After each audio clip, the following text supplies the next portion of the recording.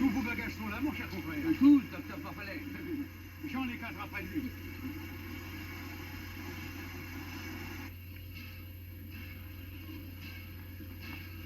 Nous tiendrons très bien tous les trois à l'arrière de la voiture. La carrosserie en est si spacieuse, le strapontin si confortable. Ah, ce n'est pas la construction effréquée de maintenant. Tout va bien? L'injection d'essence est terminée. Dans les 2 cylindres. Vous avez bien essuyé les bougies. C'eût été prudent après une étape de 11 km. Enveloppez bien le carburateur. Il y a un vieux foulard, faudra mieux que ce chiffon. Enfin. Parfait. Tout va très bien. Je m'assois. Pardon, mon cher confrère. Sur ce large strapontin qui est plutôt un fauteuil pliant. Oui, voilà une torpédo que je regretterais longtemps si nous faisions la sottise de la vendre. Car c'est en somme une torpédo avec les avantages de l'ancien double phaéton. Ici, on ne peut guère se passer d'automobile. Surtout dans la profession.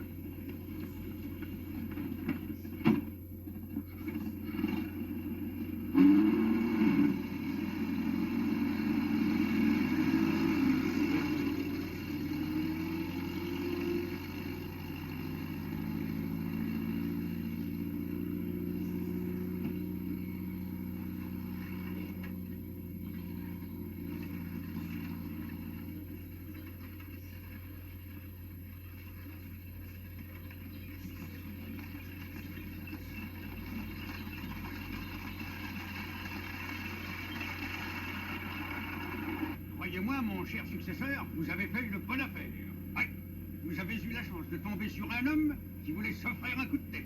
Mon mari s'était juré de finir sa carrière dans une grande ville. C'est grâce à cette toquette que vous avez ma clientèle pour un morceau de pain. Vous trouvez? C'est l'évidence même. En tout cas, je n'ai guère marchandé. Ah, sans les rhumatismes de ma femme, je crois que j'aurais fini par vous dire non. Madame Farfalet est rhumatisante? Oh, hélas! Y a-t-il beaucoup de rhumatisants dans le pays? Oh, et dites, mon cher confrère, qu'il n'y a que des rhumatisants. Voilà qui me semble d'un grand intérêt. Ah oui, pour qui voudrait étudier les rhumatismes. Ah, je pensais à la clientèle. Oh, ah, pour ça non. Les gens d'ici n'auraient pas plus l'idée d'aller chez le médecin pour un rhumatisme que vous n'iriez chez le curé pour faire pleuvoir. Mais c'est fâcheux.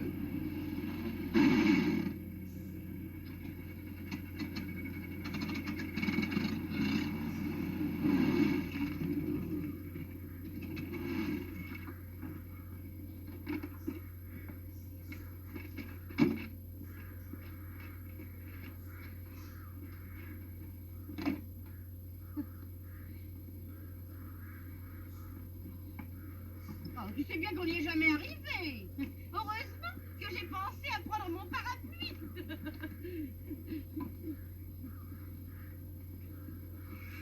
S'il n'y a rien à faire du côté des rhumatismes, on doit se rattraper avec les pneumonies et pleurésies. Les pneumonies, les pleurésies, elles sont rares. Le climat est rude, vous le savez, tous les nouveaux-nés chétifs meurent dans les 6 premiers mois. Sans que le médecin ait à intervenir, bien entendu. Ceux qui survivent sont des durs à cuire. Toutefois, nous avons les apoplectiques, les cardiaques. Ils ne s'en doutent pas une seconde et meurent foudroyés vers la cinquantaine. Mais quoi?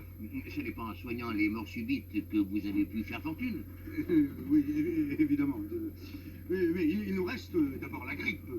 Pas la grippe banale qui ne les inquiète en aucune façon. Non, je pense aux grandes épidémies mondiales de grippe. Oui, mais ça, dites donc, c'est comme le vin de la comète. S'il faut que j'attende la prochaine épidémie mondiale... Moi qui vous parle, j'en ai vu 2. Oui. Celle de 89-90 et celle de 1900... En 1918. Ah oui, en 1918, nous avons eu une très grosse mortalité ici. Oh, plus importante que dans les grandes villes, n'est-ce pas? Tu avais comparé les chiffres. Oh, mais avec notre pourcentage, nous laissions derrière nous 83 départements. Mais il s'était fait soigner? Oui, enfin, surtout vers la fin. Et nous avons eu de très belles rentrées à la Saint-Michel. Est-il? Oui, ici, les clients vous payent à la Saint-Michel.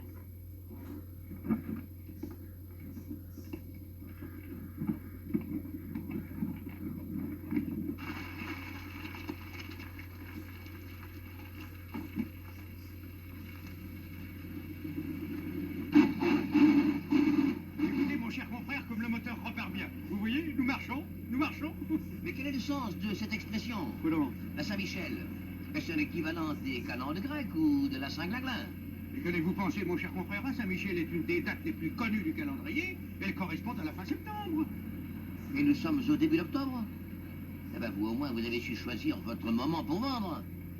Mais voyons, si quelqu'un vient vous trouver pour une simple consultation, il vous paye bien séance tenante. À la Saint-Michel, c'est l'usage. Mais s'il ne vient que pour une consultation seule et unique, si vous ne le revoyez plus de toute l'année... À la Saint-Michel. À la Saint-Michel. D'ailleurs, les gens viennent presque toujours pour une seule consultation. Hein? Mais oui. Mais alors, qu'est-ce que vous faites des clients réguliers? Quel client régulier? Mais ceux qu'on visite plusieurs fois par semaine ou plusieurs fois par mois? Quelle illusion. Ah!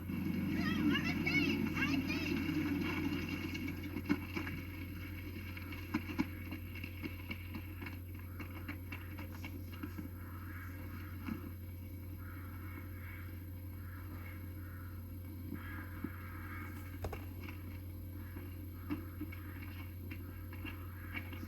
On a eu tort de s'arrêter, on aura du mal à repartir.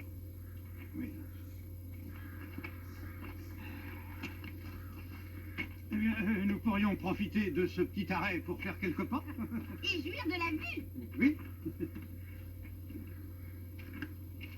Croyez-moi, mon cher confrère, vous avez ici le meilleur type de clientèle. Celle qui vous laisse indépendant. Indépendant? Ah, vous en avez de bonnes. Non, mais je m'explique. Je veux dire que vous n'êtes pas à la merci de quelques clients susceptibles de guérir d'un jour à l'autre et dont la perte fait chavirer votre budget. Dépendant de tous, vous ne dépendez de personne. Voilà. Oui. Oui. En d'autres termes, j'aurais dû apporter une provision d'asticots et une canne à pêche. Mais peut-être trouve-t-on ça là-haut. La situation commence à devenir limpide. Mon cher confrère, vous m'avez cédé pour quelques billets de 1000 que je vous dois encore une clientèle de tout point assimilable à cette voiture, dont on peut dire qu'à 19 francs, elle ne serait pas chère, mais qu'à 25, elle est au-dessus de son prix. Tenez, comme j'aime faire les choses largement, je vous en donne 30. 30 francs de ma torpedo, mais je ne la lâcherai pas pour 6 000. Oui, je m'y attendais, je m'y attendais. Je ne pourrais donc pas acheter cette voiture. C'est dommage. C'est dommage, je pensais la transformer en bahut breton. Quant à votre clientèle, j'y renoncerai avec la même absence d'amertume s'il en était temps encore. Laissez-moi vous dire, mon cher confrère, que vous êtes victime d'une fausse impression. Moi, je croirais volontiers que c'est plutôt de vous que je suis victime. Enfin, quand je suis roulé, je ne m'en prends qu'à moi. Roulez! Proteste, mon ami, proteste! Je voudrais surtout détromper le docteur Knock. Oui, et pour vos échéances, elles ont le tort d'être trimestrielles dans un climat où le client est annuel. Il faudra corriger ça. Comment vous ne voulez pas nous payer aux dates convenues? Je brûle de vous payer, madame, mais je n'ai aucune autorité sur l'almanach. Et il est au-dessus de mes forces de faire changer de place la Saint-Glaglin. La Saint-Michel. La Saint-Michel. Je sens qu'il va pleuvoir. Nous pourrions peut-être nous abriter dans cette cabane. Oui.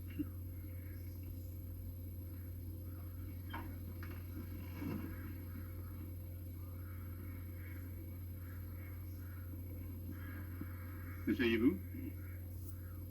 Certes,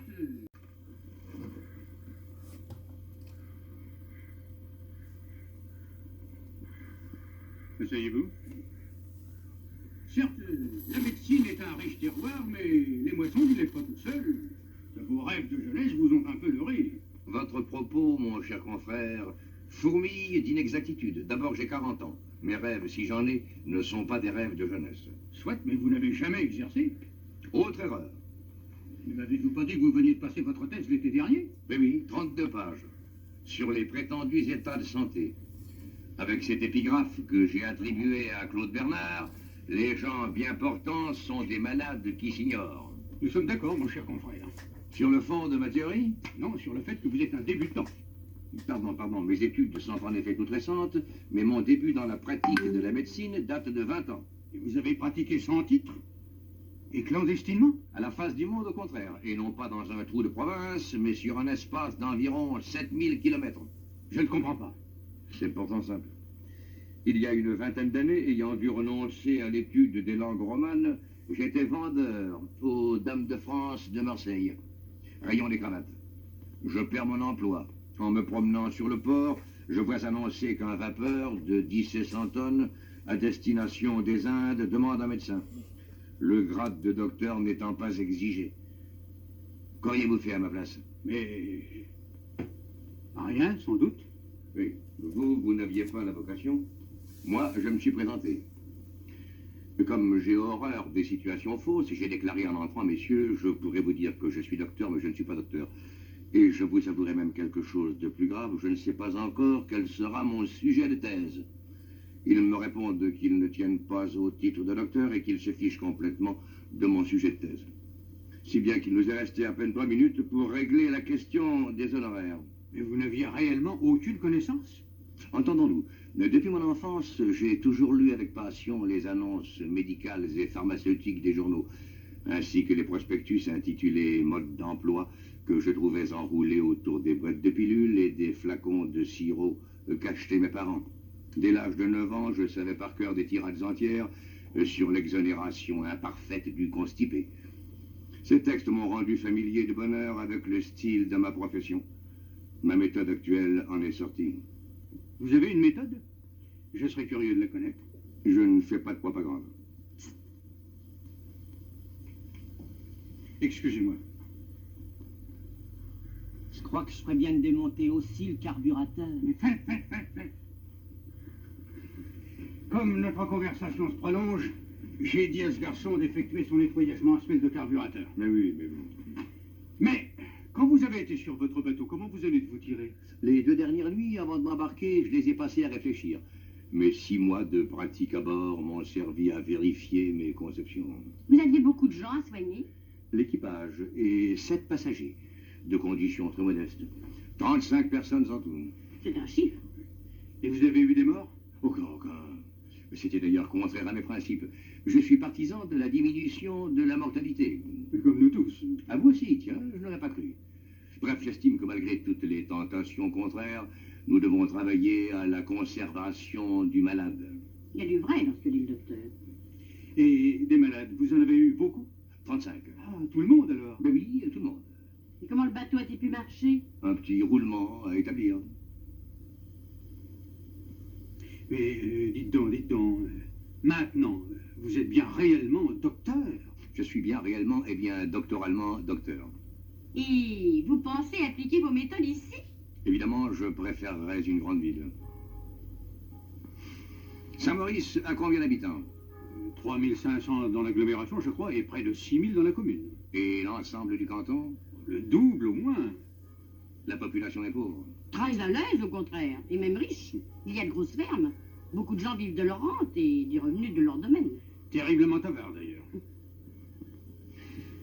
Et il n'y a pas de grandice. Que voulez-vous dire? Opium, cocaïne, messe noire, sodomie, production politique. J'ai jamais entendu parler d'opium ni de messe noire. Quant à la politique, on s'y intéresse comme partout. Et l'adultère. Quoi donc? L'adultère. A-t-il pris là-haut un développement exceptionnel? Est-il l'objet d'une activité intense? Vos questions sont extraordinaires. Il doit y avoir comme partout des maris trompés, mais sans excès. D'ailleurs, c'est très difficile, les gens vous surveillent tellement. Bon. Vous ne voyez rien d'autre à m'indiquer, par exemple, dans l'ordre des sectes, des superstitions, des sociétés secrètes? Autrefois, peut-être, mais pas maintenant. En somme, l'âge médical peut commencer.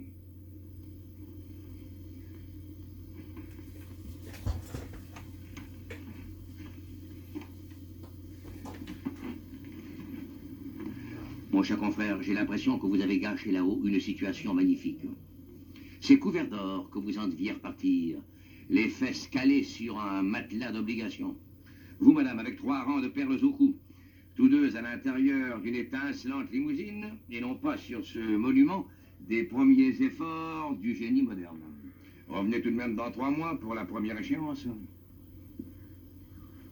Ne t'avais-je pas dit qu'à Saint-Maurice, en sachant s'y prendre, on pouvait faire mieux que végéter? Bon. J'en reviendrai dans 3 mois, nous verrons où il en est, le docteur Knock.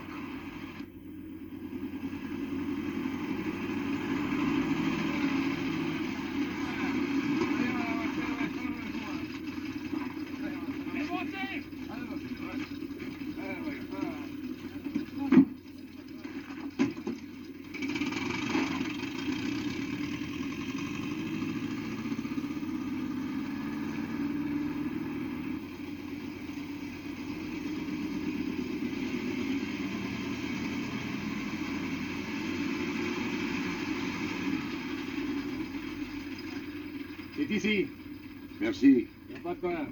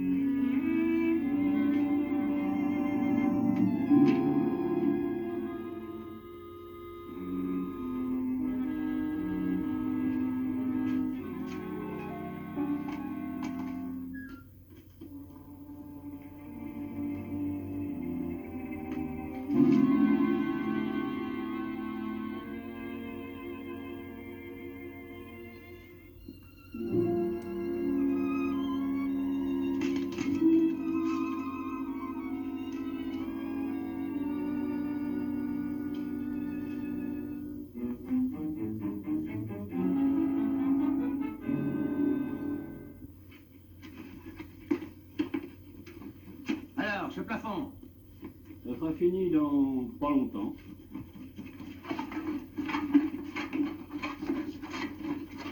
Et vous, quand aurez-vous terminé? Oh, dans pas longtemps.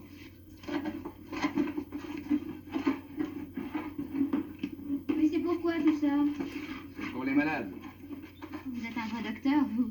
Seulement les malades, c'est pas à Saint-Maurice que vous les trouverez. Ah, encore des colis. Décidément, vous faites travailler les messageries, vous, au moins. Ces deux-là, vous les mettrez chez monsieur l'instituteur. C'est M. Bernard? Oui, je vous y rejoindrai. Bon. Tiens, c'est pour toi, Mariette. C'est un paquet de Paris. Pour moi? Allez.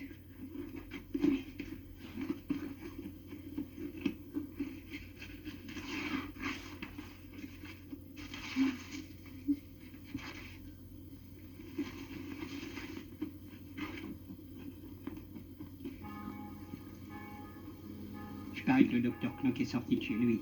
Comment le savez-vous? Regardez-le. Il vient souvent ici. Jamais. C'est bien ce qu'il a des œils.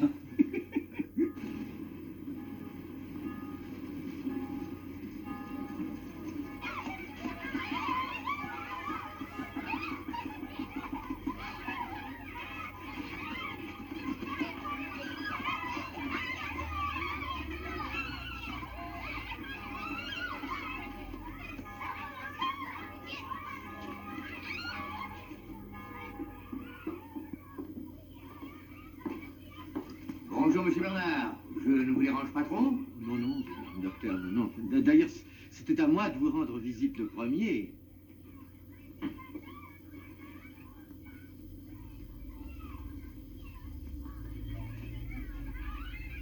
Monsieur Bernard, j'étais impatient de m'entretenir avec vous. Nous avons tant de choses à faire ensemble, et de si urgentes. Ce n'est pas moi qui laisserai s'interrompre la collaboration si précieuse que vous accordiez à mon prédécesseur. La collaboration? Au début, c'est vous qui serez mon guide. Oh, je ne vois pas bien. Nous ne touchons à rien pour le moment. Nous améliorerons par la suite s'il y a lieu. Mais, voyez-vous, Qu'il s'agisse de la propagande, ou des causeries populaires, ou de nos petites réunions à nous, vos procédés seront les miens. Vos heures seront les miennes. c'est que, docteur, je crains de ne pas bien saisir à quoi vous faites allusion. Voyons, voyons, vous étiez bien en relation constante avec le docteur Parpalaire. Oh, je le rencontre de temps en temps à l'estaminet de l'hôtel de la Clé. Il nous arrivait de faire un billard. Oui, oui, mais ce n'est pas de ces relations-là que je veux parler. Mais nous n'en avions pas d'autres. Mais. Et comment vous étiez-vous répartis l'enseignement populaire, de l'hygiène? l'œuvre de propagande dans les familles. Enfin, que sais-je moi, les 1000 besognes que le médecin et l'instituteur ne peuvent faire que d'accord. Nous étions rien répartis du tout. Quoi? Vous aviez préféré agir chacun isolément. Oh, c'est bien plus simple. Oui. Nous n'y avons jamais pensé, ni l'un ni l'autre. Oh. Oh. Si je ne l'entendais pas de votre bouche, je vous assure que je n'en croirais rien. Voilà donc une malheureuse population entièrement abandonnée à elle-même au point de vue hygiénique et prophylactique. Pauvre dame. Je parie qu'ils boivent de l'eau sans penser aux milliards de bactéries qu'ils avalent à chaque gorgée. Oh, certainement. Savent-ils même ce que c'est qu'un microbe? J'en doute fort. Quelques-uns connaissent le mot, mais ils doivent se figurer qu'il s'agit d'une espèce de mouche. C'est effrayant. C'est effrayant. Écoutez, cher monsieur Bernard, il faut faire quelque chose. Mais je ne m'y refuse pas. Je crains seulement de ne pas vous être d'un grand secours. Monsieur Bernard, quelqu'un qui est bien renseigné sur vous m'a révélé que vous aviez un grave défaut. La modestie. Vous êtes le seul à ignorer que vous possédez ici une autorité morale et une influence personnelle peu commune. Je vous demande pardon d'avoir à vous le dire. Rien de sérieux ici ne se fera sans vous. Vous exagérez, docteur. C'est entendu, je puis sans vous soigner mes malades. Mais la maladie, qui est-ce qui m'aidera à la combattre, à la débusquer? Qui est-ce qui instruira ces pauvres gens sur les périls de chaque seconde qui assiègent leur organisme? Enfin, qui leur apprendra qu'il ne faut pas attendre d'être mort pour appeler le médecin? Ils sont très négligents. Oh, ça, je n'en disconviens pas. Commençons par le commencement. Je vous ai fait apporter une lanterne et des tableaux. J'ai ici la matière de plusieurs causeries de vulgarisation. Tenez, pour débuter, une petite conférence. Tout écrite, ma foi, et très agréable. Sur la fièvre typhoïde. Les formes insoupçonnées qu'elle prend, ses véhicules innombrables, eau, pain, lait, coquillages, légumes, salades, poussière, haleine, etc., etc., etc. Les semaines et les mois durant lesquels elle couve sans se trahir. Les accidents mortels qu'elle déchaîne soudain. Les complications redoutables qu'elle charrie à sa suite. Le tout agrémenté de jolies vues. Bacilles formidablement grossis, détails d'excréments typhiques, ganglions infectés, perforation d'intestin, et pas en noir, en couleur. Des roses, des marrons, des jaunes et des blancs verdâtres que vous imaginez. C'est que, docteur, oui, je suis très impressionnable. Oui. Si je me plonge là-dedans, je n'en dormirai plus. Voilà justement ce qu'il faut. Je veux dire, voilà l'effet de saisissement que nous devons porter jusqu'aux entrailles de l'auditoire. Vous, monsieur Bernard, vous vous y habituerez. Qu'il n'en dorme plus. Je n'ai pas déjà une santé si solide et mes parents ont eu beaucoup de peine à m'élever. Je sais bien que sur tous vos tableaux, les microbes sont en reproduction. Mais enfin... Pour ceux que notre première conférence aurait laissé froid, j'en tiens une autre dont le titre n'a l'air de rien. Les porteurs de germes. Il y est démontré, clair comme le jour, à l'aide de cas observés, qu'on peut se promener avec une figure ronde, une langue rose et un excellent appétit, et receler dans tous les replis de son corps des trillions de bacilles de la dernière virulence, capables d'infecter un département. Fort de la théorie et de l'expérience, j'ai le droit de soupçonner le premier venu d'être un porteur de germes. Vous, par exemple. Absolument rien ne me prouve que vous n'en êtes pas un. Moi? Je serais curieux de connaître quelqu'un qui, au sortir de cette deuxième petite causerie, se sentirait d'humeur à batifoler. Vous pensez, docteur, que je suis un porteur de germes? Non, pas vous spécialement. J'ai pris un exemple. Au revoir, cher monsieur Bernard. Au revoir. Et merci encore de votre adhésion, dont je ne doutais pas.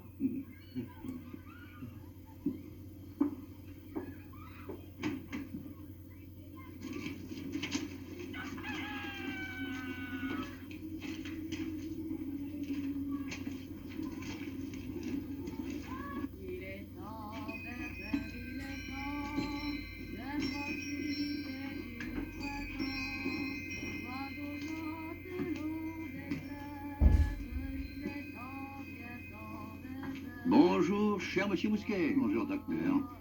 Il suffit de jeter un coup d'œil sur l'intérieur de votre pharmacie pour constater l'excellence de votre installation, l'ordre méticuleux qui y règne et le modernisme du moindre détail. Docteur, vous êtes trop indulgent. Ah, c'est une chose qui me tient au cœur. Pour moi, le médecin qui ne peut pas s'appuyer sur un pharmacien de premier ordre est un général qui va à la bataille sans artillerie. Excusez-moi. Je vous en prie. Ne chante pas, c'est le nouveau docteur.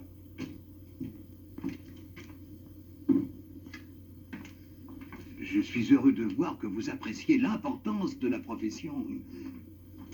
Pardon. Et moi, je suis heureux de me dire qu'une organisation comme la vôtre trouve certainement sa récompense et que vous vous faites bien dans l'année un minimum de 25 000. De bénéfices? Oh, mon Dieu.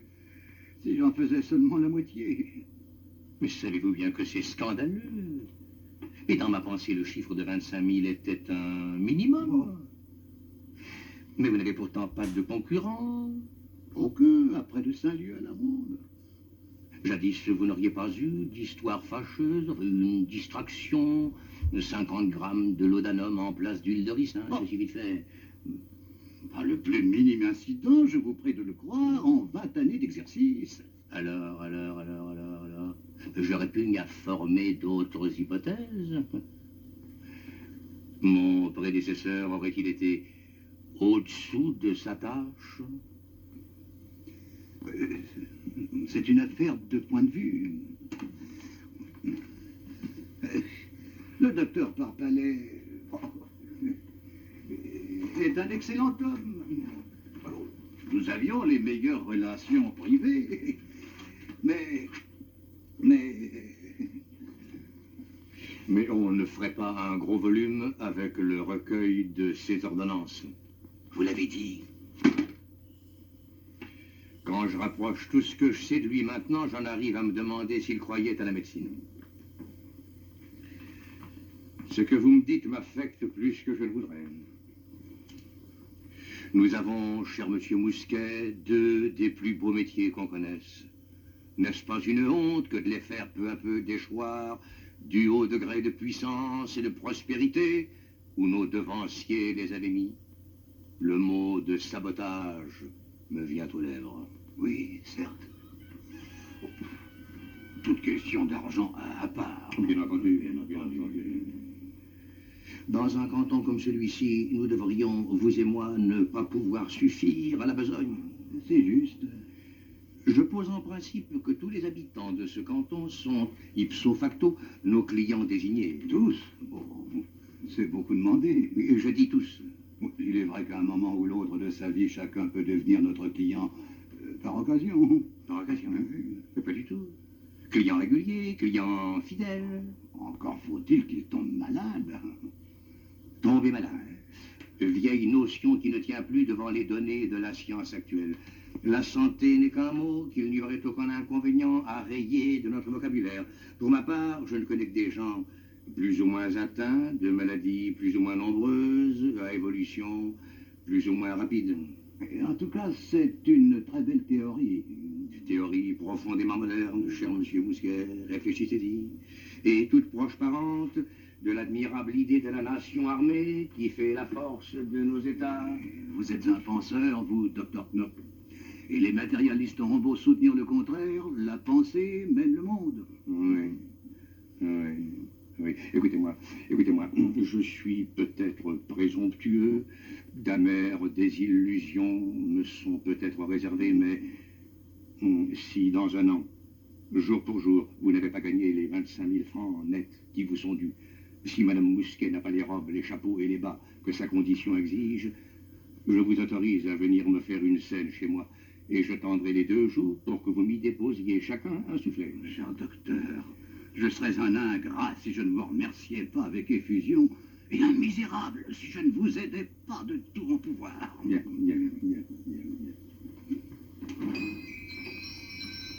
Comptez sur moi comme je compte sur vous.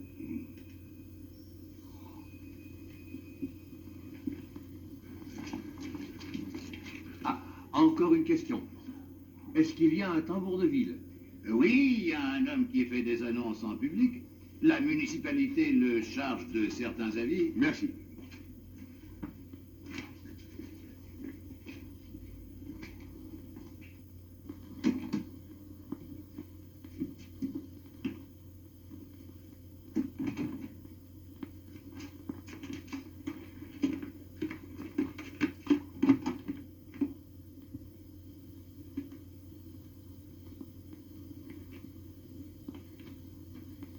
C'est vous, le tambour de ville? Oui, monsieur. Appelez-moi docteur. Répondez-moi oui, docteur, ou non, docteur. Et quand vous avez l'occasion de parler de moi au dehors, ne manquez jamais de vous exprimer ainsi. Le docteur a dit, le docteur a fait, j'y attache de l'importance.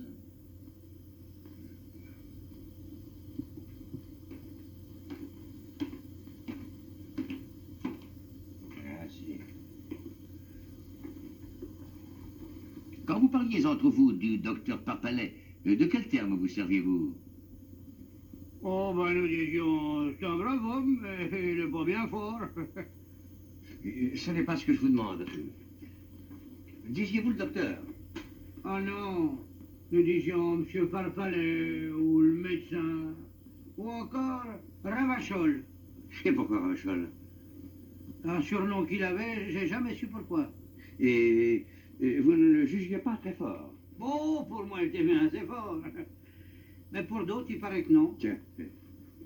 Quand on allait le voir, il trouvait pas. Et qu'est-ce qu'il ne trouvait pas? Est-ce que vous aviez? Bon, 9 fois sur 10, si vous l'envoyez chez vous en vous disant « Oh, vous n'avez rien du tout, ben, vous serez sur le pied de main, mon ami. » Vraiment? Oh, ben, il vous écoutait à peine en faisant « Oui, oui, oui, oui. » Et puis il se dépêchait de parler d'autre chose pendant 1 heure.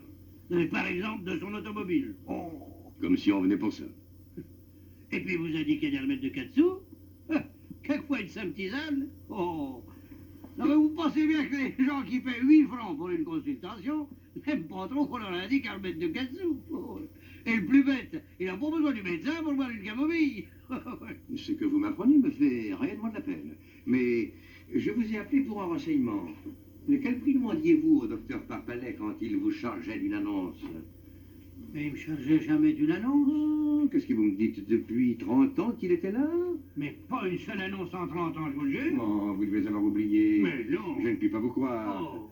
Bref, quels sont vos tarifs? 3 francs le petit tour, 5 francs le grand tour. Ah, ça vous paraît peut-être cher, mais il y a du travail. Hein. D'ailleurs, moi, je conseille à monsieur... Au docteur. Ah, pardon. Je conseille au docteur, s'il n'en est pas à 2 francs près... Je prends le grand tour. Je prends le grand tour. Vous êtes disponible ce matin? Oh, mais tout de suite, si vous voulez. Voici donc le texte de l'annonce. Je suis habitué aux écritures, mais je préférerais que vous me lisiez une première fois.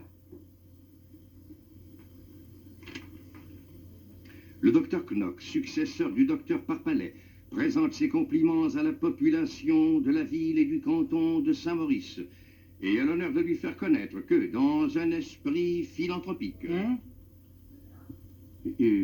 Philanthropique. Ouais. Et pour enrayer les progrès inquiétants des maladies de toutes sortes qui envahissent depuis quelques années nos régions si salubres autrefois... Oh, ça c'est rudement vrai. Oui, Oh. oui. Il donnera tous les lundis matins de 9h30 à 11h30 une consultation entièrement gratuite, réservée aux habitants du canton. Oh. Eh bien, ça c'est une belle idée. Ah, vous trouvez? Ça c'est une idée qui sera appréciée. C'est Oui. une idée de bienfaiteur. Merci. Mais, vous savez qu'on est lundi. Oui? Mais si je fais mon annonce ce matin, mais va vous en arriver dans 5 minutes. Assez vite que ça, vous voyez. Oh, et puis vous savez peut-être pas que le lundi, c'est le jour du marché. Oui. Mais la moitié du canton est là, mon discours va tomber dans tout ce monde. Mais vous saurez plus vous donner de la tête. Oui, bon, je tâcherai de me débrouiller. Hein. Et puis il y a encore ceci, hein. C'est que c'est le lundi quand vous aviez le plus de chance d'avoir des clients. Ah. Oh, monsieur Parpalet n'en savait guère que ce jour-là. Et alors, si vous les recevez gratis... Oui. Vous comprenez, mon ami, vous comprenez. Ce que je veux avant tout, c'est que les gens se soignent. Si je voulais gagner de l'argent, c'est à Paris que je m'installerais, ou à New York. Eh ben, vous avez mis le doigt dessus. On se soigne pas assez. Ouais. On veut pas s'écouter. On se mène trop durement. Quand le mal vous tient, eh ben, on se force. Autant vaudrait-il être des animaux. Ouais. Donc, je compte sur vous, mon ami, et rondement, Oh. n'est-ce pas, hein, rondement. Dites donc. Oui. Ah, mais je pourrais pas revenir tout à l'heure. Ouais. Ou alors j'arriverai trop tard. Est-ce que ça serait un effet de votre bonté de me donner ma consultation maintenant? Oui, mais dépêchons-nous, j'ai rendez-vous avec M. Bernard, l'instituteur, et avec M. le pharmacien Mousquet. Il faut que je les reçoive avant que les gens n'arrivent. De quoi souffrez-vous? Oh, attendez que je réfléchisse. Eh ben voilà. Quand j'ai dîné, Oui? eh ben il y a des fois que je sens comme une espèce de démangeaison ici. Oui. Oui, ça me chatouille, ou bien plutôt, ça me gratouille. Attention, attention, ne confondons pas. Est-ce que ça vous chatouille ou est-ce que ça vous gratouille? Ah, ça me chatouille. Mais ça me gratouille bien un peu aussi. Désignez-moi exactement l'endroit. Oh, par ici. Ah, ici, oui. Et où ça, par ici? Là. Oui? Ah, peut-être bien là. Entre les deux, quoi. Entre les deux. Ouais. Oui, juste entre les deux. Oui, oui. Est-ce que ça ne serait pas plutôt un rien à gauche? Là où je mets mon doigt. Ah, il me semble bien. Ouais, ouais. Et ça vous fait mal quand j'enfonce mon doigt? Aïe! Ah oui. Ah, on dirait que ça me fait mal. Ah, ah, ah, ah. Ah. Est-ce que ça ne vous gratouille pas davantage quand vous avez mangé de la tête de veau à la vinaigrette? Bon, j'en mange jamais. Oh, mais il me semble bien que si j'en mangeais, Oui, oui, oui. eh ben effectivement, ça me gratouillerait plus. Ah, ah, ah, ah. Très important, oui. Et quel âge avez-vous? Ben 51 dans mes 52. Plus près de 51 ou 52? Oh, plus près de 52. Ah ben, je les aurai fin novembre. Mon ami, faites votre travail aujourd'hui comme d'habitude. Ce soir, couchez-vous de bonne heure. Demain matin, gardez le lit, je passerai vous voir. Pour vous, mes visites seront gratuites, mais ne le dites pas, n'est-ce pas? C'est une faveur. Mais vous êtes trop bon, docteur. Oui. Mais alors c'est donc grave ce que j'ai. Ce n'est peut-être pas encore très grave. Il était temps de vous soigner. Ah. Vous fumez? Ah non, non, je chic. Défense absolue de chiquet. Vous aimez le vin? Bon, j'en bois raisonnablement. Plus une goutte de vin. Vous êtes marié? Oui, docteur. Oui, sagesse totale de ce côté-là. Je peux manger. Eh bien, aujourd'hui, comme vous travaillez, prenez un peu de potage. Demain, nous en viendrons à des restrictions plus sérieuses. Pour l'instant, tenez-vous-en à ce que je vous ai dit. Croyez pas que je ferais mieux de me coucher tout de suite. Oh, je me sens réellement pas à mon aise. Gardez-vous-en bien, gardez-vous-en bien. Dans votre cas, il est mauvais d'aller se mettre au lit entre le lever et le coucher du soleil. Oui, oui, faites vos annonces comme si de rien n'était. Et attendez tranquillement jusqu'à soir.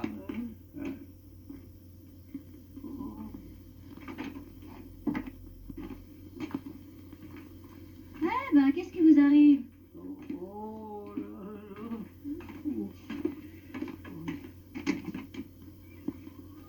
Au revoir, mademoiselle Mariette.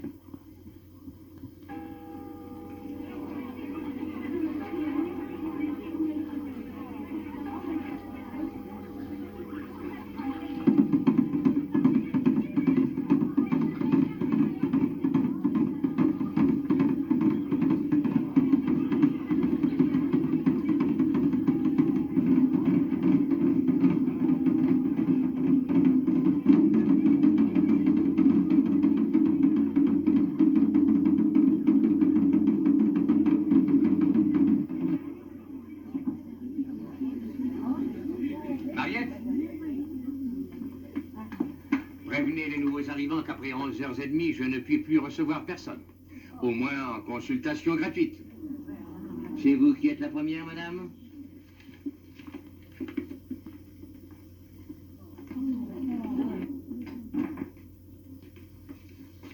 C'est vous qui êtes la première, madame? Vous êtes bien du canton? Je suis de la commune. De Saint-Maurice même?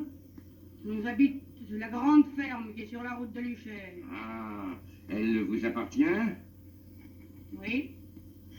À mon mari et à moi. Ah, si vous l'exploitez vous-même, vous devez avoir beaucoup de travail. Pensez, monsieur. 18 vaches, 2 bœufs, 2 taureaux, la jument et le poulain, 6 chèvres, une bonne douzaine de cochons, sans compter la basse-cour. Ah, regarde, je vous plains. Il ne doit guère vous rester de temps pour vous soigner. Oh non. Et pourtant, vous souffrez. Oh, c'est pas le mot. J'ai plutôt de la fatigue. Ouais, c'est ça. Ouais. Vous appelez cela de la fatigue. Tirez la langue. Vous ne devez pas avoir beaucoup d'appétit. Non. Vous êtes constipé. Oui. Assez.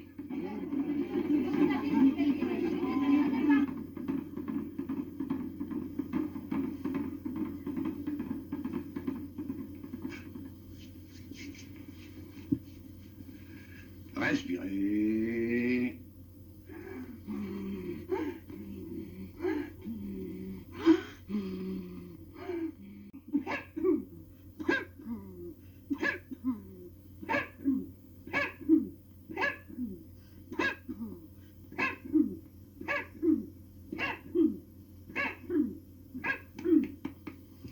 Vous n'êtes jamais tombé d'une échelle étant petite?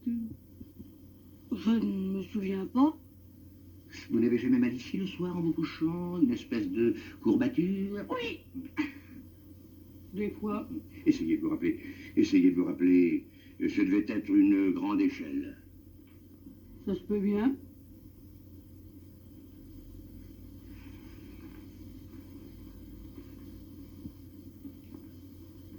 C'était une échelle d'environ 3,50 m, posée contre un mur. Vous êtes tombé à la renverse. C'est la fesse gauche, heureusement, qui a porté. Ah oui? Et vous n'aviez jamais consulté le docteur Parpalet? Non, jamais. Et pourquoi?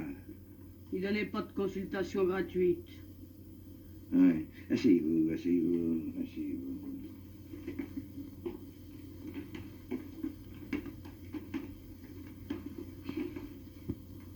Oh, pardon.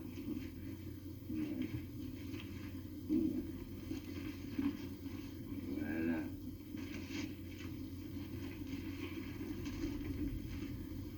Vous vous rendez compte de votre état? Non. Tant mieux. Vous avez envie de guérir ou vous n'avez pas envie? J'ai envie. J'aime mieux vous prévenir tout de suite que ce sera très long et très coûteux. Oh mon Dieu. Et pourquoi ça?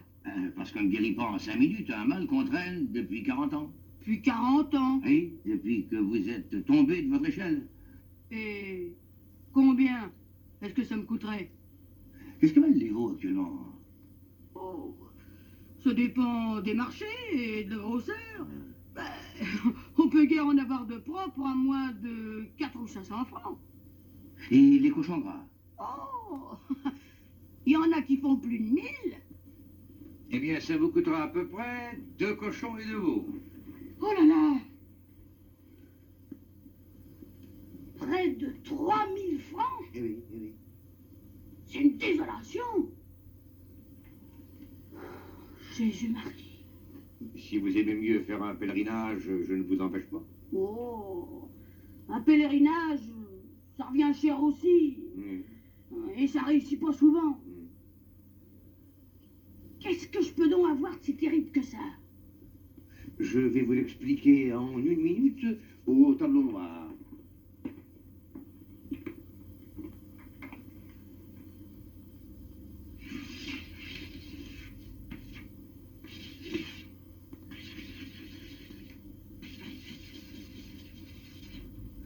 Voilà votre moelle épinière.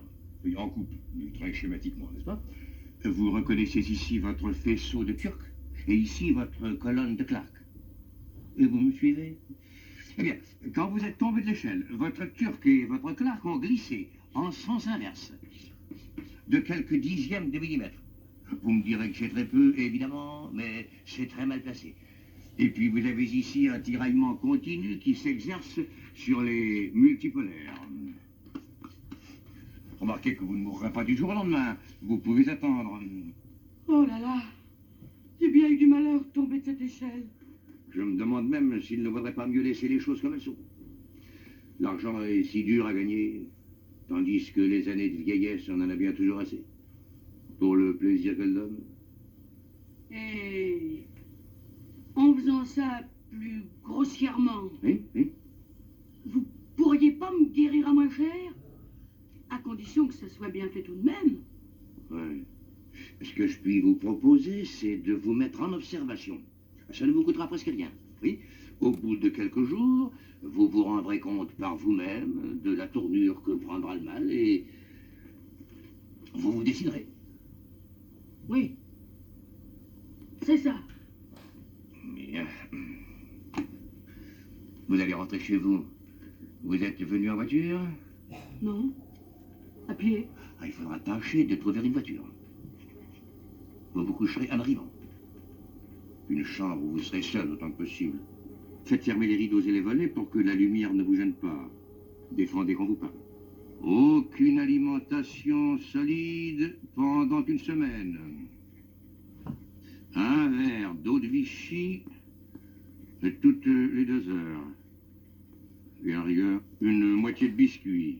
Une moitié de biscuit matin et soir, trempé dans un doigt de lait. J'aimerais autant que vous vous passiez de biscuit.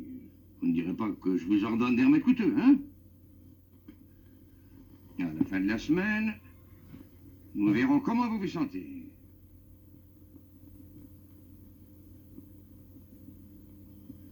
Si vous êtes gaillarde, si vos forces et votre gaieté sont revenues, c'est que le mal est moins sérieux qu'on ne pouvait croire et je serai le premier à vous rassurer.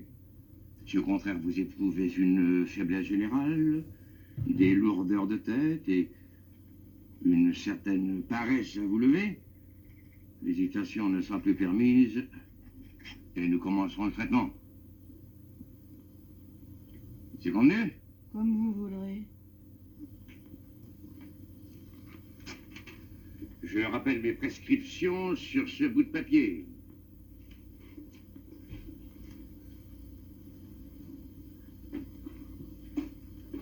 Et j'irai vous voir bientôt. Mariette, aidez madame à descendre l'escalier et à trouver une voiture. Une voiture.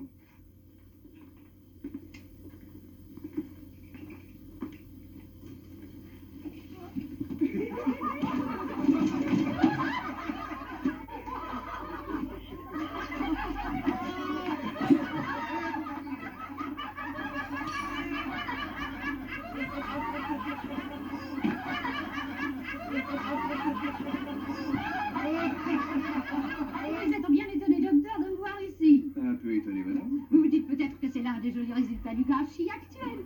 Une dame Ponce, née demoiselle Lancoumas, dont la famille remonte jusqu'au XIIIe siècle, sans interruption, et a possédé jadis la moitié du pays, et qui a des alliances avec toute la noblesse et la haute bourgeoisie du département. On est ready de faire la queue avec les pauvres et pauvresses de Saint-Maurice. Avouez, docteur, qu'on a vu mieux. Hélas, oui, madame. Je ne vous dirai pas que mes revenus soient restés ce qu'ils étaient autrefois, ni que j'ai conservé la maisonnée de 6 domestiques et l'écurie de 4 chevaux, qui était de règle dans la famille jusqu'à la mort de mon oncle. J'ai même dû vendre l'an passé un domaine de 160 hectares, la Michouille, qui me venait de ma grand-mère maternelle. Ce nom de la Michouille a des origines gréco-latines, à ce que prétend monsieur le curé. Il dériverait de Nicodium et voudrait dire haine du champignon. Pour cette raison, vous n'aurez jamais trouvé un seul champignon dans ce domaine, comme si le sol en avait horreur. Il est vrai qu'avec les impôts et réparations, il n'en rapportait plus que... D'autant plus que les fermiers abusaient volontiers de la situation et réclamaient sans interruption des délais, des réductions. Non, j'en avais assez. Ne trouvez-vous pas, docteur, que tout compte fait, j'ai eu raison de me débarrasser de ce domaine? Je le crois, madame, je le crois. Surtout si vous aimez les champignons. Et si d'autre part vous avez bien placé votre argent. Vous touchez là le vif de la plaie. Je me demande nuit et jour si je l'ai bien placé. Et j'en doute terriblement. J'ai acheté un tas d'actions de charbonnage. Docteur, que pensez-vous des charbonnages? Mais ce sont en général d'excellentes valeurs. Un peu spéculatives, peut-être, oui. Sujettes à des hausses inconsidérées. Suivies de baisses inexplicables. Oh mon Dieu, vous me donnez la chair de poule. J'ai l'impression de les avoir achetés en pleine hausse. Et j'en ai pour plus de 50 000 francs. Tiens. D'ailleurs, c'est une folie de mettre une somme pareille dans des charbonnages quand on n'a pas une grosse fortune. Oui. Il me semble en effet qu'un tel placement ne devrait jamais représenter plus du 10e de l'avoir total. Ah oui, pas plus du 10e. Mais s'il ne représente pas plus du 10e, ça n'est pas une folie proprement dite? Nullement, madame. Vous me rassurez, docteur. Moi aussi, madame. J'en avais besoin. Vous ne sauriez croire quel tourment me donne la gestion de mes 4 sous. Je me dis parfois qu'il faudrait d'autres soucis pour chasser celui-là. Je ne peux pourtant pas, à mon âge, courir les aventures amoureuses. Ni entreprendre un voyage autour du monde. Mais vous attendez peut-être que je vous explique pourquoi j'ai fait la queue à votre consultation gratuite. Quelle que soit votre raison, madame, elle est certainement excellente. Voilà. J'ai voulu donner l'exemple. Je connais mes gens. S'ils voient qu'une dame ponce, demoiselle en poumasse, n'hésite pas à inaugurer les consultations gratuites, ils n'auront plus honte de s'y montrer. Car mes moindres gestes sont observés et commentés. C'est bien naturel. Votre démarche est très louable, madame, et je vous en remercie. Je suis enchantée, docteur, d'avoir fait votre connaissance. C'est moi, madame, c'est moi. Je reste chez moi toutes les après-midi. Il vient quelques personnes. Nous faisons salon autour d'une vieille théière Louis XV que j'ai héritée de mon aïeul. Il y aura toujours une tasse de côté pour vous.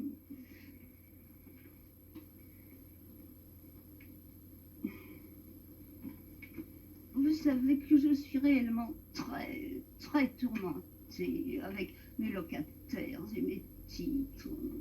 Je passe des nuits sans dormir, c'est horriblement fatigant. Vous ne connaîtriez pas, docteur, un secret pour faire dormir?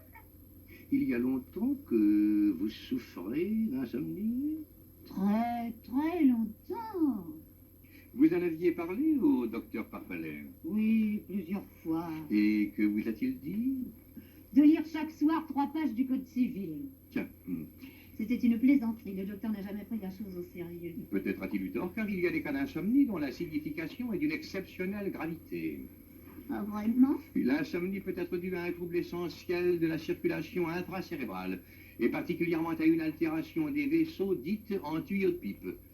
Vous avez peut-être, madame, les artères du cerveau en tuyaux de pipe. Ciel, un tuyau de pipe. L'usage du tabac, docteur, y serait-il pour quelque chose? Je trisote. C'est un point qu'il faudrait examiner. L'insomnie peut encore provenir d'une attaque profonde et continue de la substance grise par la névroglie. Ça doit être affreux. Expliquez-moi ça, docteur.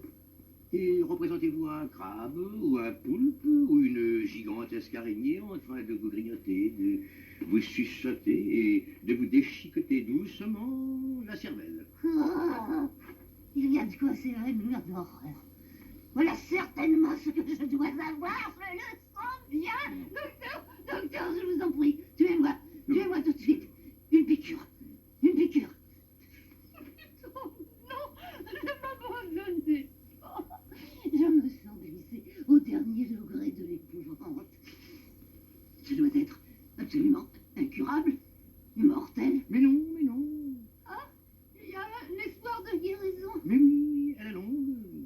Ne me trompez pas, docteur, je veux savoir la vérité. Mais tout dépend de la régularité et de la durée du traitement. Mais de quoi peut-on guérir? De la chose en tuyau de pipe ou de l'araignée? Car je sens bien que dans mon cas, c'est plutôt l'araignée. On peut guérir de l'un et de l'autre. Je n'oserais peut-être pas donner cet espoir à un malade ordinaire qui n'aurait ni le temps, ni les moyens de se soigner suivant les méthodes les plus modernes, mais avec vous, c'est différent. Oh, moi, je serais une malade très docile, docteur. Soumise comme un petit.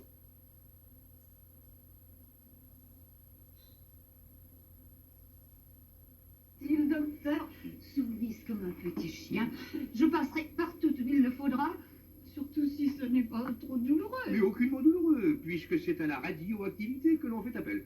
La seule difficulté, c'est d'avoir la patience de poursuivre bien sagement la cure pendant 2 ou 3 années. Et aussi d'avoir sous la main un médecin qui s'astreigne à une surveillance incessante du processus de guérison, à un calcul minutieux des doses radioactives et à des visites presque quotidiennes. Oh, moi, je ne manquerai pas de patience, docteur, mais c'est vous qui n'allez pas vouloir vous occuper de moi autant qu'il faudrait. Je tâcherai de faire un bond tous les matins jusque chez vous, sauf le dimanche et le lundi à cause de ma consultation gratuite. Mais Pardon? ce ne sera pas trop d'intervalle. 2 jours d'affilée. Je resterai pour ainsi dire sans soin lors du samedi au mardi.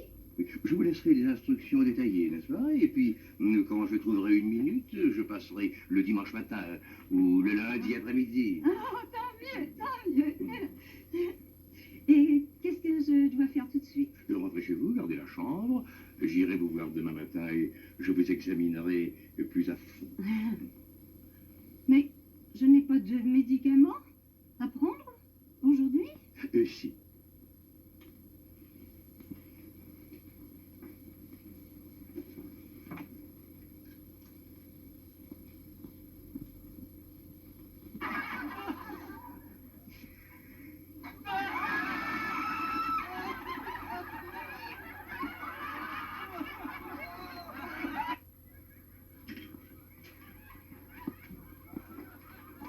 Passez-donc chez M. Mousquet, voulez-vous, et priez-le d'exécuter aussitôt cette première petite ordonnance.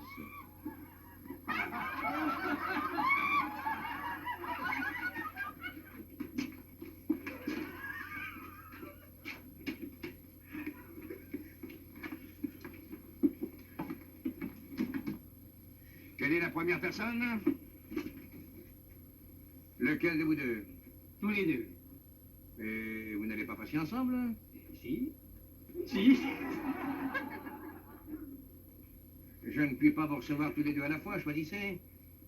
D'ailleurs, il me semble que je ne vous ai pas vu tantôt, il y avait des gens avant vous. Ils nous ont cédé leur tour, demandez-leur. Nous deux, on va toujours ensemble. On fait la paire. Entrez.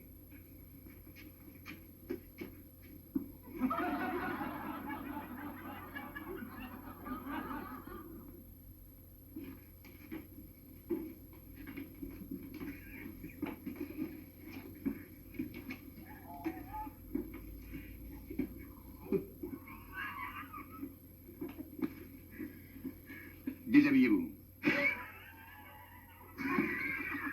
Vous, asseyez-vous là.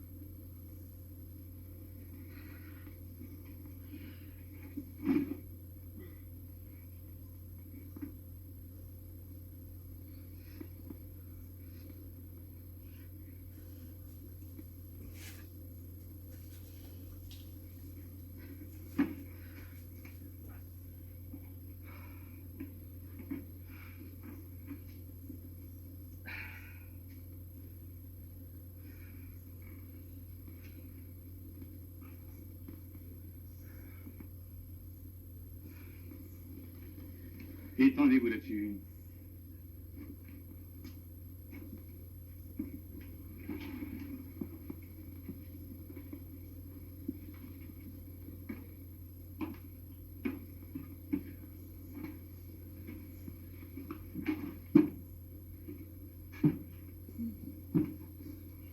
Relevez-vous, relevez-vous.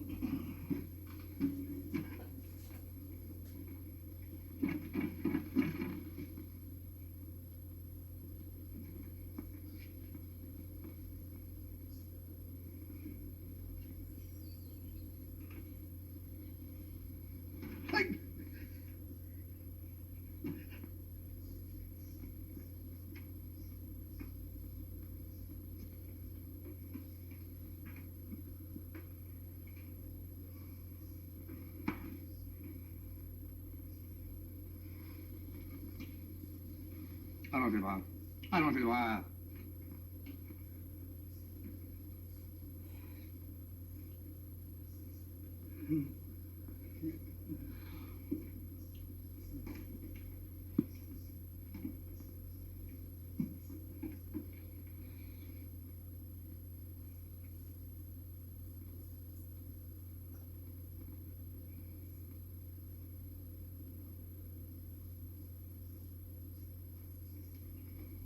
Habillez-vous.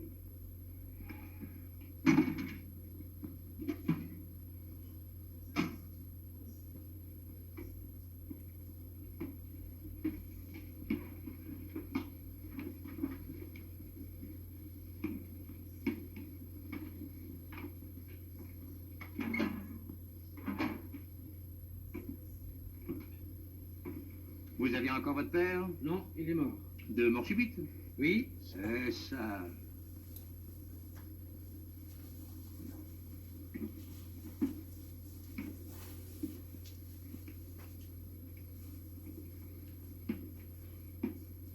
Il ne devait pas être vieux.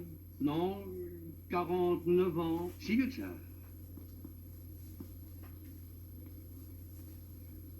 Je vais vous montrer dans quel état sont vos principaux organes. Voilà les reins d'un homme ordinaire. Voici les vôtres.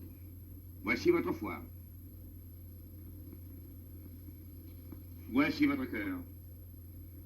Mais chez vous, le cœur est déjà plus abîmé qu'on ne l'a représenté là-dessus. Il faudrait peut-être que je cesserai de boire.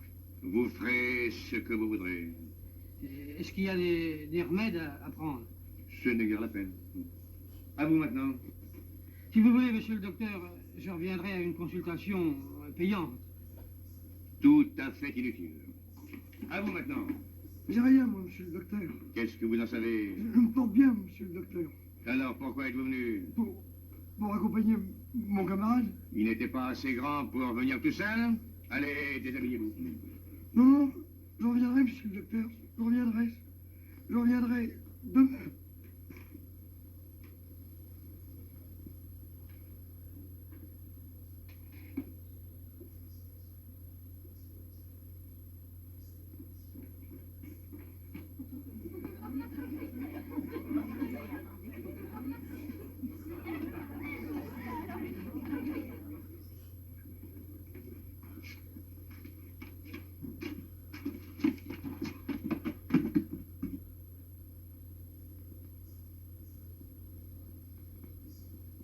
Au suivant.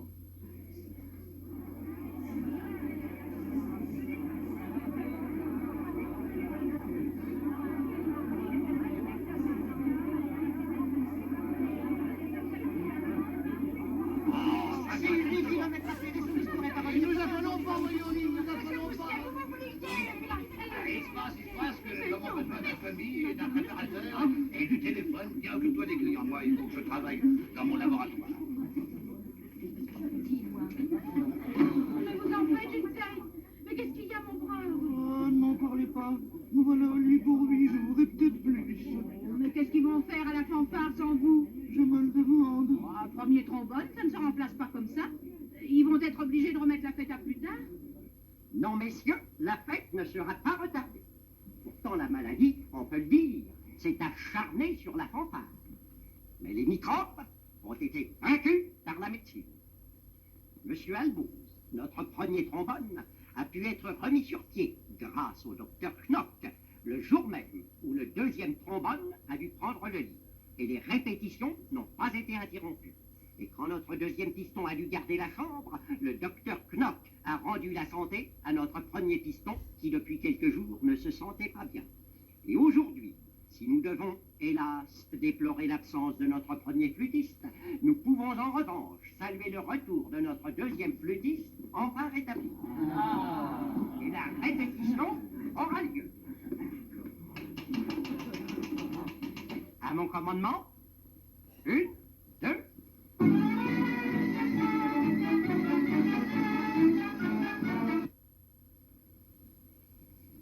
J'ai froid. Mais en par-dessus. Tu vois tout de même pas que je reçoive les clients en par-dessus?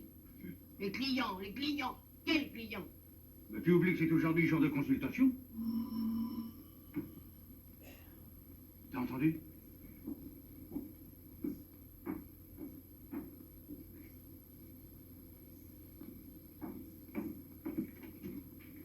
C'était pour le dentiste, à l'étage au-dessus.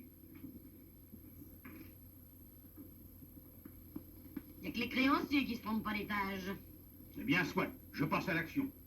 La première échéance tombe samedi, j'en profiterai pour aller moi-même à Saint-Maurice.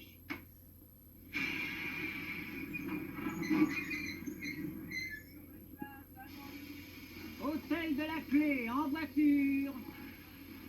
En voiture, hôtel de la Clé. Hôtel de la Clé. En voiture. Hôtel de la Clé. En voiture.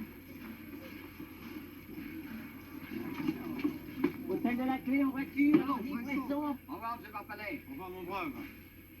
Président, M. Barpalet. Il y a longtemps qu'on vous avait pas vu. Longtemps, 3 mois. Vous n'êtes donc pas venu en voiture? Ma voiture, c'est-à-dire, figurez-vous. Oh, excusez-moi.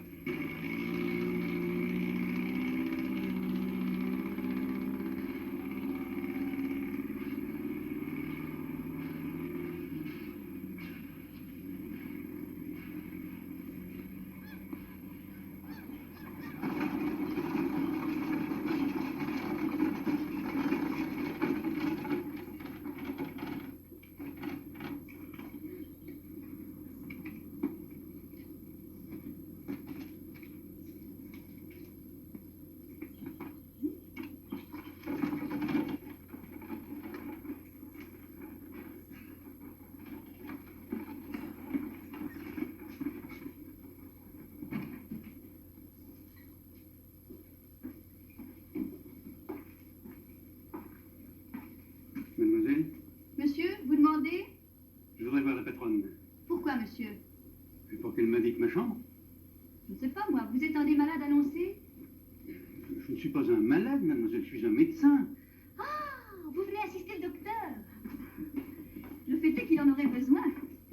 Mais vous ne me connaissez pas? Non, pas du tout. Le docteur Parpalet. J'étais médecin de Saint-Maurice, il y a 3 mois. Mais sans doute n'êtes-vous pas du pays? Si, si. Mais je ne savais pas qu'il y avait eu un médecin ici avant le docteur Knock.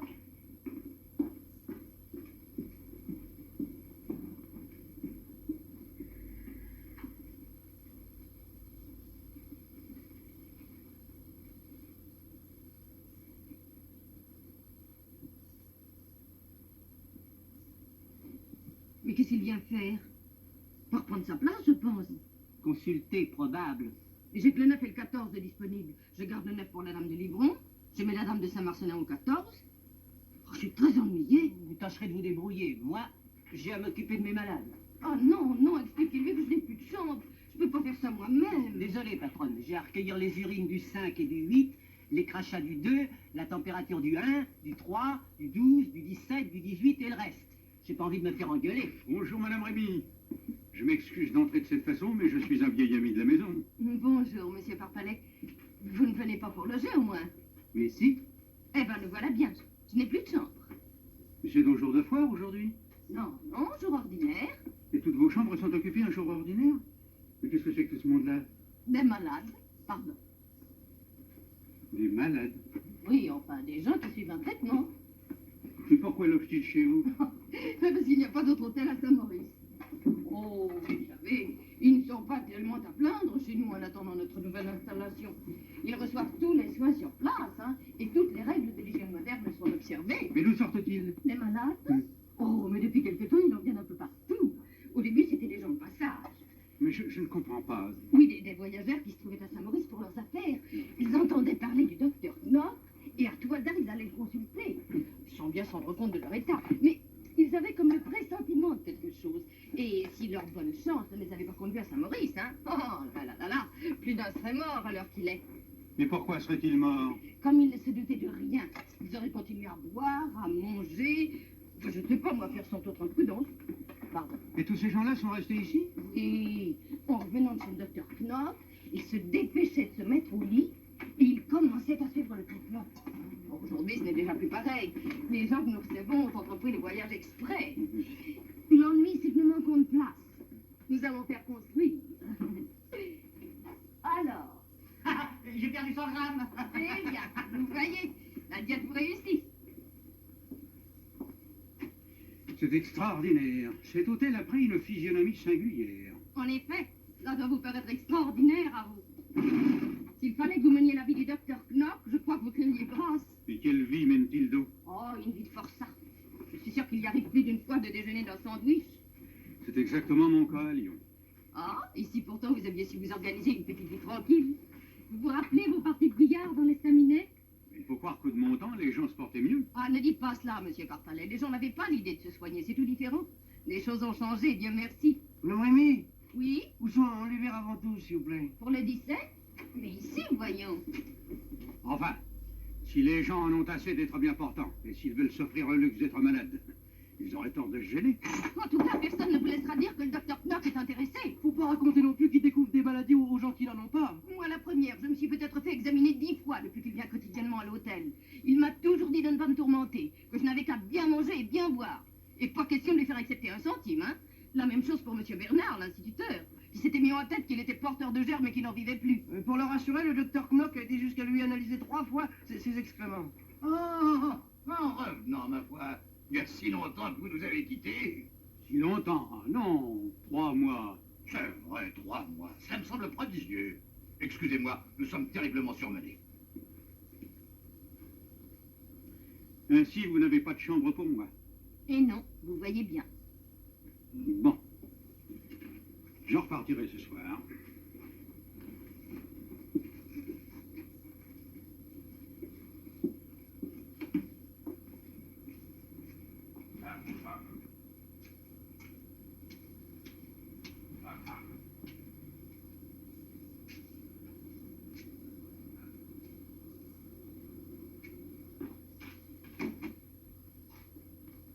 Bonjour.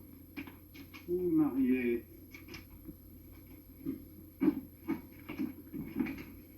Bonjour, docteur Parpalet. Bonjour. Je pensais à vous. Vous avez fait mon voyage? Il s'agit de l'échéance, n'est-ce pas? C'est-à-dire que je profiterai de l'occasion. Parfait.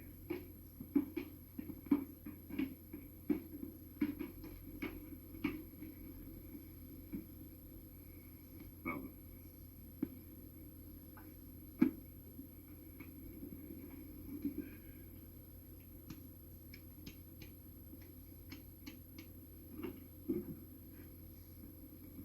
Et le tout en billet de banque, n'est-ce pas? Comme vous me l'avez demandé. Vous ne m'accuserez plus maintenant de vous avoir enroulé. L'intention y était bien, mon cher confrère.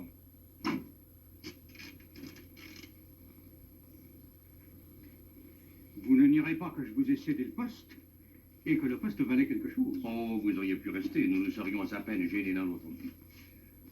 À titre tout à fait confidentiel, je puis vous communiquer quelques-uns de mes graphiques. Vous les rattacherez sans peine à notre conversation d'il y a 3 mois. Les consultations, d'abord.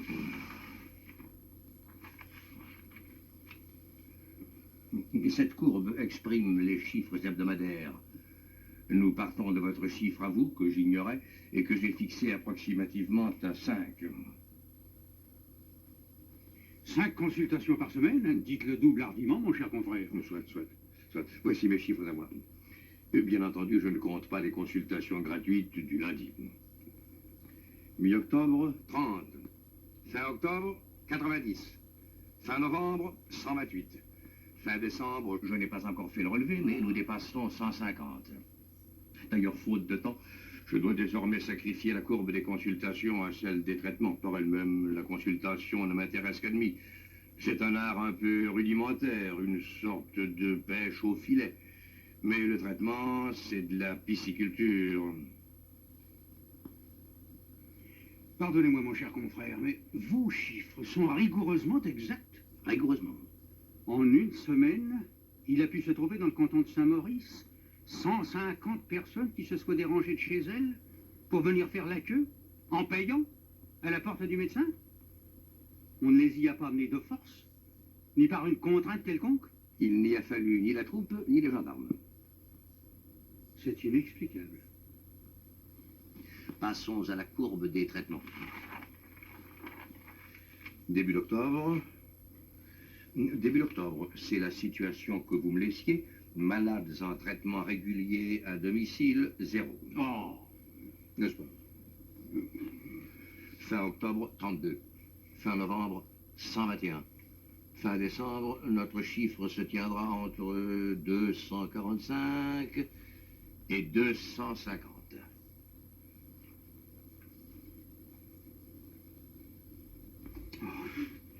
j'ai l'impression que vous abusez de ma crédulité. Moi, je ne trouve pas ça énorme. N'oubliez pas que le canton comprend 2853 foyers. Et là-dessus, 1502 revenus réels qui dépassent 12 000 francs. Mais comment connaissez-vous les revenus de vos clients? Pas par les agents du fisc, croyez-le. Et tant mieux pour moi. Merci. Alors que je dénombre 1502 revenus supérieurs à 12 000 francs, le contrôleur de l'impôt en compte 17. Merci. Le plus gros revenu de sa liste est de 20 000. Le plus gros de la mienne, de 120 000. Nous ne concordons jamais. Il faut réfléchir que lui travaille pour l'État. Mais vos informations, à vous, d'où viennent-elles? Ah, de bien des sources. C'est un très gros travail.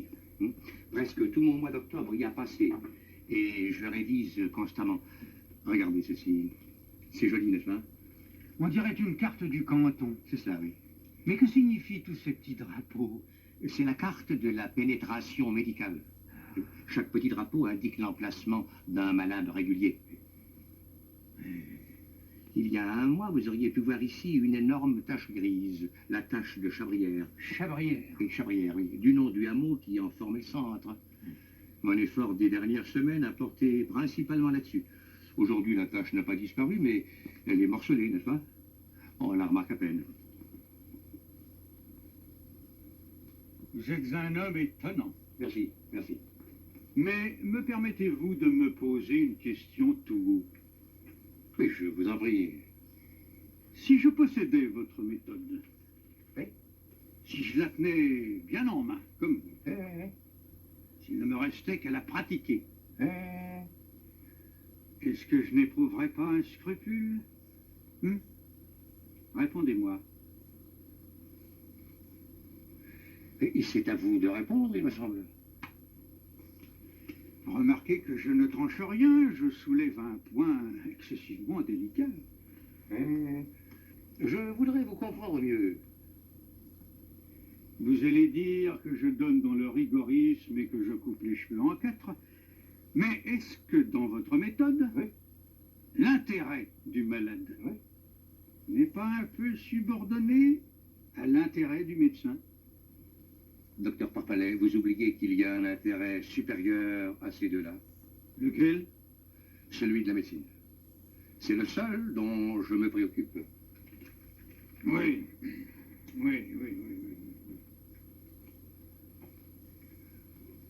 Vous me donnez un canton peuplé de quelques milliers d'individus neutres, indéterminés. Mon rôle, c'est de les déterminer, de les amener à l'existence médicale. Je les mets au lit et je regarde ce qui va pouvoir en sortir. Un tuberculeux, un névropathe, un artérioscléreux, ce qu'on voudra. Mais quelqu'un, bon Dieu, quelqu'un. Rien ne m'agace comme cet être ni chair ni poisson que vous appelez un homme bien portant. Vous ne pouvez cependant pas mettre tout un canton au lit. Ça se discuterait. Car j'ai connu, moi, 5 personnes de la même famille, malades toutes à la fois, au lit toutes à la fois, et qui se débrouillaient fort bien. Votre objection me fait penser à ces fameux économistes qui prétendaient qu'une grande guerre moderne ne pourrait pas durer plus de 6 semaines. La vérité, c'est que nous manquons tous d'audace, que personne, pas même moi, n'osera aller jusqu'au bout et mettre toute une population au lit pour voir. Pour voir. Mais soit, je vous accorderai qu'il faut des gens bien portants, oui, ne serait-ce que pour soigner les autres, ou pour former à l'arrière des malades en activité une espèce de réserve. Et ce que je n'aime pas, c'est que la santé prenne des airs de provocation, car alors vous avouerez que c'est excessif. Nous fermons les yeux sur un certain nombre de cas, nous laissons à un certain nombre de gens leur masque de prospérité, mais s'ils viennent ensuite se pavaner devant nous et nous faire la nique, je me fâche. C'est arrivé ici. C'est arrivé ici pour monsieur Rafalens. Oh, le colosse? Oui. Celui qui se vante de porter sa belle-mère à bras tendus? Il m'a défié près de 3 mois. Mais ça y est. Quoi? Il est au lit. Ces vantardises commençaient à affaiblir l'esprit médical de la population. Mais vous ne pensez qu'à la médecine? Et parbleu. Venez un peu ici, docteur Parpalet. Vous connaissez la vue qu'on a de fois où je me suis planté ici au lendemain de mon arrivée, je n'étais pas trop fier. Je sentais que ma présence ne pesait pas lourd. Ce vaste terroir se passait insolemment de moi et de mes pareils. Mais maintenant, j'ai autant d'aise à me trouver ici qu'à son clavier l'organiste des grandes orgues. Dans 250 de ces maisons. Il s'en faut que nous les voyions toutes à cause de l'éloignement. Il y a 250 chambres où quelqu'un confesse la médecine. 250 lits où un corps étendu témoigne que la vie a un sens. Et grâce à moi, un sens médical. La nuit, c'est encore plus beau car il y a les lumières. Et presque toutes les lumières sont à moi. Les non-malades dorment dans les ténèbres. Ils sont supprimés. Mais les malades ont gardé leur veilleuse ou leur lampe. Tout ce qui reste en marge de la médecine, la nuit m'en débarrasse, m'en dérobe l'agacement et le défi. Le canton fait place à une sorte de firmament dont je suis le créateur continuel. Et je ne vous parle pas des cloches. Songez que pour tout ce monde, leur premier office est de rappeler mes prescriptions, qu'elles sont la voix de mes ordonnances. Songez que dans quelques instants, il va sonner 6 heures, que pour tous mes malades, 6 heures, c'est la 2e prise de température rectale, et que dans quelques instants, 250 thermomètres vont pénétrer à la fois. Mon cher confrère, écoutez-moi. Docteur, c'est l'heure de la visite? Mais j'ai... Venez avec moi, vous me raconterez ça en route. Mon cher confrère... Mon cher confrère... Mon cher confrère, j'ai quelque chose à vous proposer.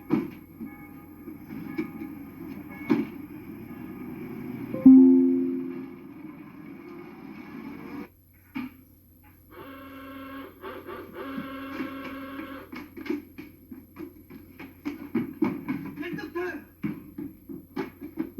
Le docteur! Le docteur! Le docteur!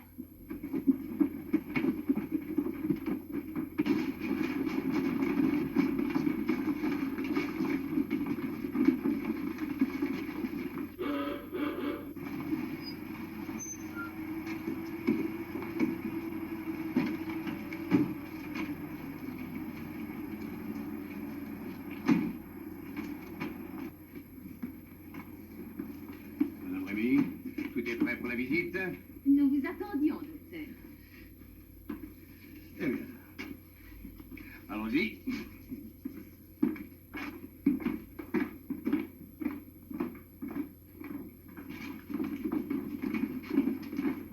Savez-vous ce que me propose le docteur Parpalet? Un échange de poste. J'irai le remplacer à Lyon et il reviendrait ici. C'est une plaisanterie. Mais du tout, une offre très sérieuse. Mais naturellement, vous refusez. Mais pourquoi le docteur Knock refuserait-il? Oui, pourquoi? Je vous prie de croire que je possède à Lyon une clientèle de premier ordre. J'ai succédé au docteur Merlu, qui avait une très grosse réputation. Oui, Merlu. Oui, mais il y a 3 mois de cela. Et en 3 mois, on fait du chemin. Et encore plus à la descente qu'à la montée. D'ailleurs, c'est bien simple, la population de Saint-Maurice n'acceptera jamais. Mais qu'a-t-elle à voir là-dedans? Nous ne lui demanderons pas son avis. Elle vous le donnera. Elle vous le donnera parfaitement.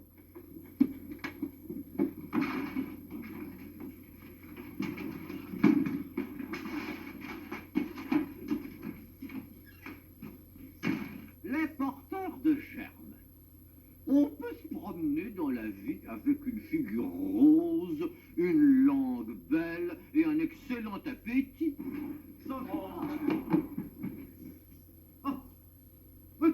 Mesdames, messieurs, j'ai une nouvelle étrange à vous communiquer. Laisse-moi parler, là, je te dis que si. Et moi, je te réponds que ce n'est pas possible. Michalon, c'est pas vrai. Monsieur Bernard, est-ce que c'est vrai?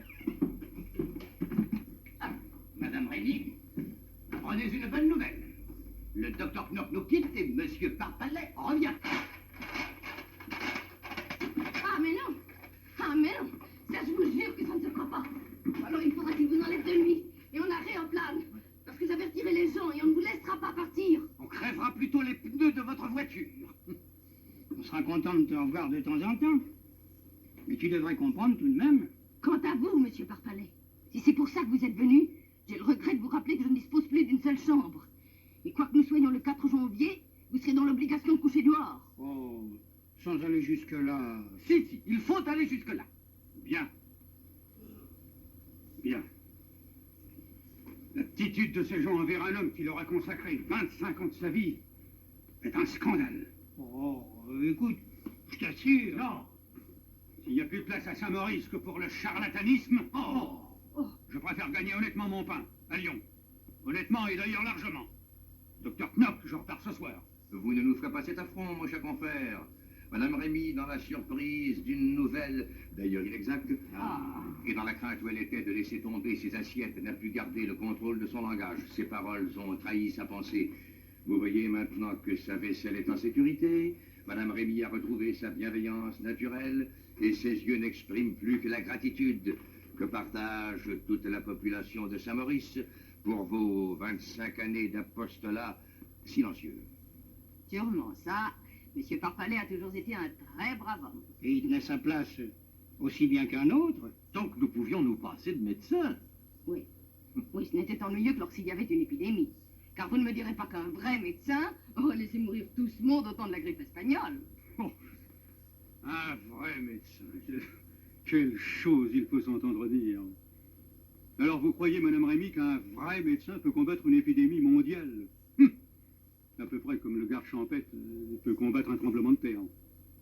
Attendez la prochaine. Et vous verrez si le docteur Knock s'en tire mieux que moi. Le docteur Knock? Écoutez, monsieur Parpalet, je ne discuterai pas d'automobile avec vous parce que je n'y entends rien. Mais je commence à savoir ce que c'est qu'un malade. Eh bien, je peux vous dire que dans une population où tous les gens chétifs sont déjà au lit, on l'attend de pied ferme, votre épidémie mondiale. Ce qu'il y a de terrible, comme le disait l'autre jour encore monsieur Bernard à la conférence, c'est... C'est un coup de tonnerre dans un ciel bleu. Madame Rémy, vous avez bien une chambre pour le docteur? Je n'en ai pas. Vous savez bien que nous arrivons à peine à loger les malades.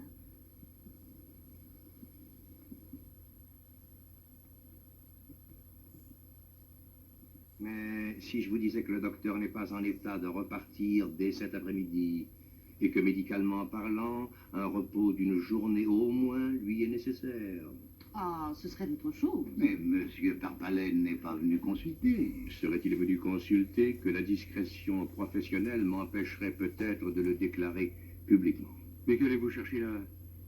Je repars ce soir, et voilà tout. Mon cher confrère, je vous parle très sérieusement. Un repos de 24 heures vous est indispensable.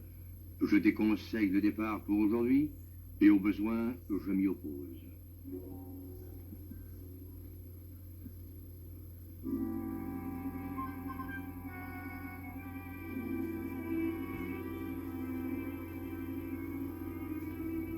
Bien. Bien, docteur.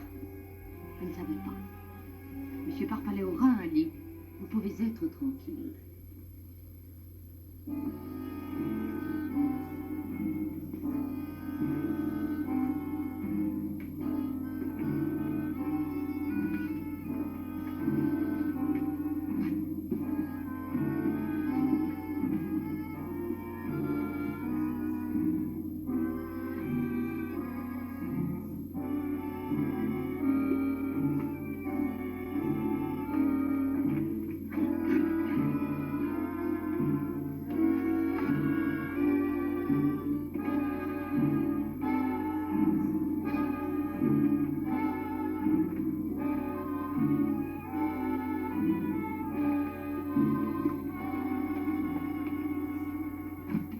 Ramassol repart demain. À la poubelle des venus. Pour consulter.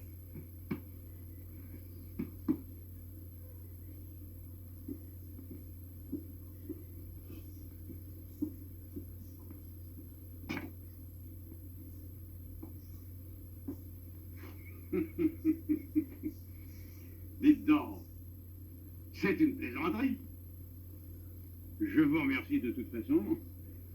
Ça ne m'amuse guère de recommencer ce soir même 8 heures de voyage. Ah, je n'ai plus 20 ans. Et je m'en aperçois. C'est admirable comme vous gardez votre sérieux. Tantôt, vous avez eu un air pour me dire ça. J'aurais beau savoir que c'était une plaisanterie et connaître toutes les ficelles du métier. Ah oui, un air et un œil. Comme si vous m'aviez scruté jusqu'au fond des organes. Ah, c'est très fort. Que voulez-vous? Que voulez-vous, cela se fait un peu malgré moi. Dès que je suis en présence de quelqu'un, je ne puis pas empêcher qu'un diagnostic s'ébauche en moi. Même si c'est parfaitement inutile et hors de propos. À ce point que, depuis quelque temps, j'évite de me regarder dans la glace. Mais un diagnostic, que voulez-vous dire? Un diagnostic de fantaisie? Ou bien... Comment de fantaisie? Je vous dis que malgré moi, quand je rencontre un visage, mon regard se jette, sans même que j'y pense, sur un tas de petits signes imperceptibles. La peau, la sclérotique, les pupilles, les capillaires, l'allure du souffle, le poil, que sais-je encore. Et mon appareil à construire les diagnostics fonctionne tout seul. Il faudra que je me surveille, car cela devient idiot. Mais...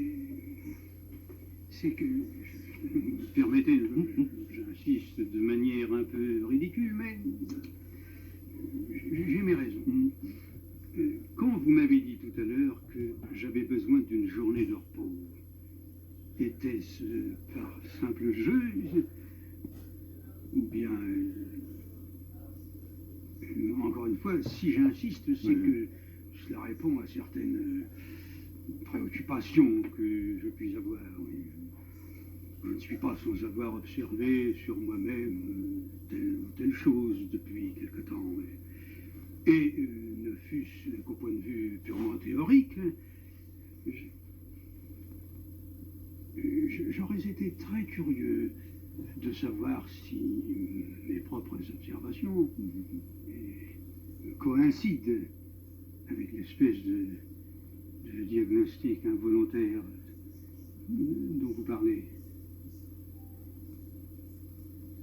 Mon cher confrère, mettez-vous donc au lit sans plus tarder. Pour ce qui est de votre état de santé et des décisions qu'il comporte peut-être, nous en parlerons plus à loisir demain matin.